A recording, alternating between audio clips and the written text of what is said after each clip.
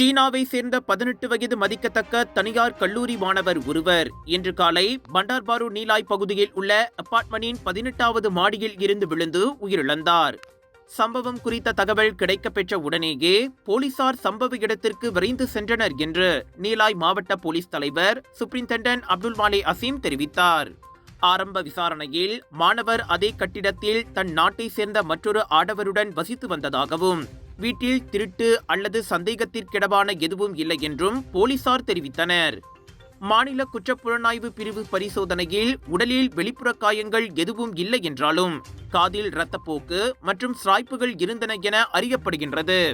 பிரேத பரிசோதனை நடைபெற உள்ளதை தொடர்ந்து உடலில் குற்றவியல் கூறுகள் ஏதும் இல்லாததால் போலீசார் இம்மரணத்தை திடீர் மரணம் என வகைப்படுத்தியுள்ளனர். ராஜயோகாவின் மங்களகரம் நிறைந்த தனித்துவம் கொண்ட சூடம், ராஜயோகாவின் தெய்வீக நறுமணம் நிறைந்த அகர்பத்திகள் மற்றும் இயற்கையான நறுமணம் கொண்ட ராஜயோகாவின் சாம்பிராணிகள் என பூஜைக்கான தேவைகளை உங்களிடம் கொண்டு வருகிறார்கள் ராஜயோகா. இது ஒரு சிம்லா மார்க்கெட்டிங்கின் தரமான வெளியீடு.